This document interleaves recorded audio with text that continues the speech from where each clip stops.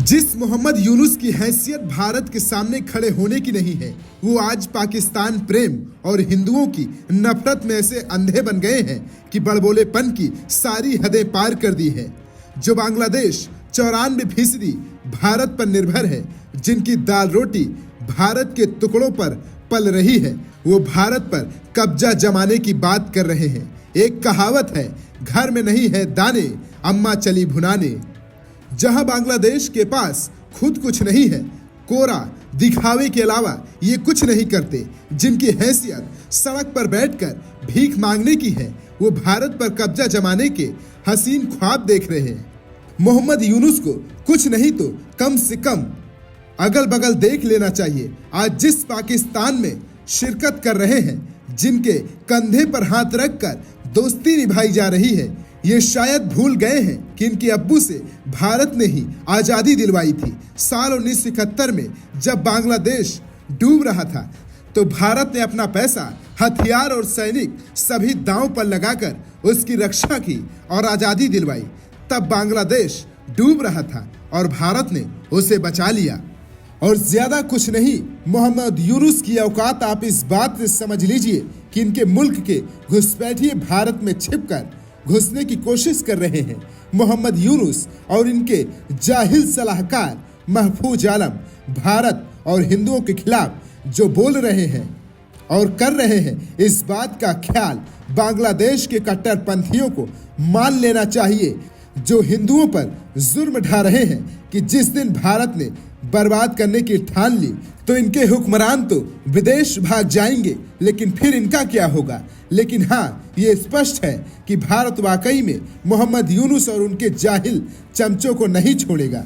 आइए बताते हैं कि भारत ने कैसे मोहम्मद यूनुस और उनके सबसे करीबी की कैसे धज्जियां उड़ा दी।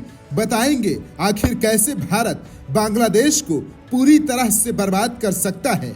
कहते हैं विनाशकाली विपरीत बुद्धि, मतलब जब भी कोई मनुष्य किसी विषम परिस्थितियों में फंस जाए और उसका विनाश निकट आ जाए, तो उसकी बुद्धि भ्रष्ट हो जाती है। और शायद यही हाल बांग्लादेश का इस वक्त है। जो बांग्लादेश कभी भारत का करीबी हुआ करता था, शेख हसीना की बदौलत भारत ने बांग्लादेश पर रहम किया करता था, लेकिन बांग्लादेश में हसीना सरकार के पतन और नई अंतरिम सरकार मोहम्मद यूनुस के गठन के बाद से बांग्लादेश से लगातार धमकियां मिल रही हैं। अल्पसंख्यकों, खास तौर पर हिंदुओं पर अत्याचार की सारी सीमाएं पार कर दी गई है। मुल्क में वो सुरक्षित महसूस नहीं कर रहे। ऐसे में बांग्लादेश के तेवर पूरे तरीके से बदल गए हैं। ऐसा लग रहा है कि उन्हें मुल्क की कोई परवाह नहीं है। तभी तो देखिए ना, बीते दिन बांग्लादेश कमान संभाले यूनुस पाकिस्तान पहुंच गए, शहबाज शरीफ के गले मिल रहे हैं, खूब दोस्तियां निभाई जा रही है। और इधर भारत को बांग्लादेश लगातार गीदड़ धमकियां दे रहा है। कभी कोलकाता पर कब्जा, कभी बंगाल, बिहार, ओडिशा और सेवन सिस्टर्स पर कब्जा करने की धमकी दी जा रही है। बांग्लादेश की अंतरिम सरकार के सलाहकार में से एक महफूज आलम, वो तो 4 कदम आगे निकल गया। इस जाहिल आलम ने पश्चिम बंगाल, असम और त्रिपुरा को बांग्लादेश का हिस्सा बता दिया। लेकिन बांग्लादेश में हिंदू विरोधी मोहम्मद यूनुस का चहेता महफूज आलम के बड़बोलेपन पर भारत ने ऐसा स्ट्राइक किया है कि अब वो किसी को मुंह दिखाने लायक नहीं है।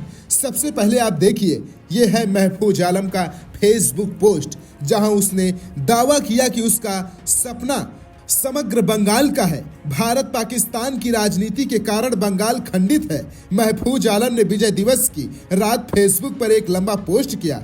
2 घंटे बाद उन्होंने इसे डिलीट कर दिया और विवाद हो गया। तब तक महफूज की पोस्ट सोशल मीडिया पर वायरल हो चुकी थी। इस पोस्ट में उन्होंने नए भूगोल व्यवस्था की जरूरत पर जोर देते हुए दावा किया कि पूर्वोत्तर भारत और बांग्लादेश की संस्कृतियों को हिंदू उग्रवादियों और उच्च जातियों के हिंदुओं के बंगाल विरोधी रवैये के जरिए दबाया गया।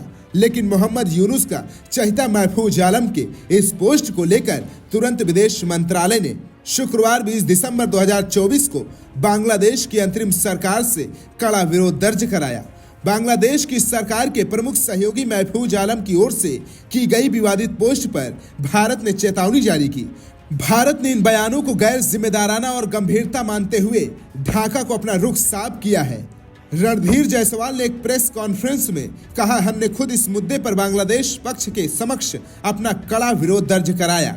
हम समझते हैं कि जिस पोस्ट का जिक्र किया जा रहा है उसे कथित तौर पर हटा दिया गया है। हम सभी संबंधित पक्षों को अपनी सार्वजनिक टिप्पणियों के प्रति सचेत रहने की याद दिलाना चाहेंगे। जबकि भारत ने बार बार बांग्लादेश के लोगों और अंतरिम सरकार के साथ संबंधों को बढ़ावा देने की कोशिश की है, लेकिन ऐसी टिप्पणियां दोनों देशों के संबंधों को प्रभावित कर सकती है।